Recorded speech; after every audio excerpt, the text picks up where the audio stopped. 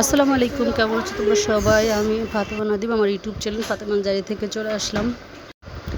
তো এখানে আমি কতগুলো রূপচাঁদা মাছ ভালো করে ধুয়ে পরিষ্কার করে একটু হলুদ মরিচ দিয়ে 1 চামচ হলুদ, 1 চামচ মরিচ, একটু এখানে তেল দিলাম। তেলটা কেন দিলাম? কারণ মাছটা আমি একটু পরে ভাজবো, তাহলে মাছটা টেনে যাবে না। তো এই যে দেখতে পাচ্ছ আমি একটা বক্সে রেখে দিচ্ছি, কারণ আমি খাবারের একটু আগে মাছটা ভাজবো আর খাবো। আমার তেলাপিয়া মাছটা নেতিয়ে থাকলে ভেজে রেখে দিলে অনেকে খায়, ভাল লাগে না।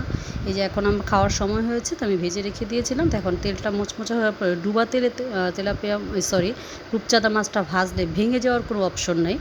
আর বিশেষ করে মেহমান আসলে আমি তো বলবো যে রূপচাঁদা মাছটাকে অবশ্যই ডুবা তেলে ভাজবা, তাহলে মাছটা খুব সুন্দর হবে। ও মাই গড, মাছ টান দিতে গিয়ে লেজ ভেঙে ফেলছি। থাক, আমি নিজেই খাবো, আজকে আমার কোনো মেহমান আসবে না। আমার মাছটা আমি এখানে 4টা মাছ ছিল, আল্লাহর রহমতে আল্লাহ পাক আমাকে খাইয়েছে। এই একটা মাছ তোমার আধা কেজির উপরে ছিল একটা মাছ। তুমি আশা করি তোমরা দেখে বুঝতে পারতেছো, 4টা মাছ আমার 2 কেজি উঠেছে। দাম আল্লাহ পাক যা খাইয়েছে তাই, দাম বলার কি আছে? দাম বললে আবার অনেকে মাইন্ড করতে পারো, বাদ দিলাম।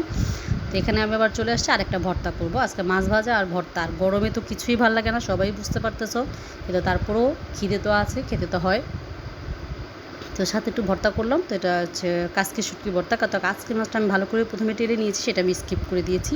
এটাকে ভালো করে টেলে আমি গরম পানি দিয়ে ধুয়ে এখানে একটু তেলের মধ্যে আমি কাচকি শুটকি আর পেঁয়াজ, রসুন আর একটু ধনেপাতা দিয়েছি, কারণ কাচকি শুটকি ভাজার কারণে এমনি সেটা অনেকখানি কুকিং হয়ে গেছে। তো এখানে আমার শুধু ধনেপাতা, পেঁয়াজ আর রসুনটাকে একটু মজলে আমার যেটা হবে, যেটা আমার করা। তো এখানে আমি তারপরে 2টো শুকনো মরিচ দিয়েছি, আমি এখানে 2-1টা কাঁচামরিচও দিব। তো আমার ভিডিওটা যদি তোমাদের ভালো লাগে তাহলে তোমরা অবশ্যই একটা লাইক, কমেন্ট, শেয়ার করে দিবা। আর চ্যানেলটা সাবস্ক্রাইব না করলে, এখনও যদি করে না থাকো, চ্যানেলটা সাবস্ক্রাইব করে দিও। পেজ থেকে দেখে থাকলে পেজটা ফলো করে দিও প্লিজ। আর আপুর ভর্তাটা কেমন লাগলো? গরমের মধ্যে ভর্তাটা বানায় খেতে বিরক্ত লাগতেছিল, কিন্তু ভর্তাটা খুবই মজা হয়েছে। ভর্তাটা বানিয়ে খেয়ে দেখো, অবশ্যই ভালো লাগবে। আর গরমের মধ্যে ঝাল খাবে বেশি করে, দেখবা ভাল লাগবে। আর বেশি বেশি শরবত আর ঠান্ডা জিনিসের উপরে থাকবা।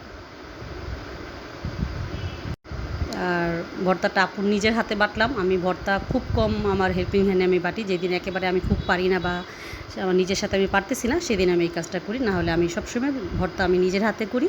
তো আজকে এই গরমে এতটুকুই করেছি। আর আম ডাল করেছিলাম, সেটা দেখাই নেই, স্কিপ করে দিয়েছি। আম দিয়ে ডাল রান্না করেছিলাম। তো তোমরা যে যেখানে আছো সবাই ভালো থেকো, সুস্থ থেকো, নিজের খেয়াল রেখো। আমার জন্যও দোয়া করো, যাতে তোমাদেরকে এরকম রেসিপি করে দেখাতে পারি। তা আজকে এই পর্যন্তই, আর বেশি দূর যাব না। তো ভর্তাটা নিয়ে নিলাম একটু এর মধ্যে। তো তোমরা ভালো থেকো। আল্লাহ হাফেজ, আসসালামু আলাইকুম।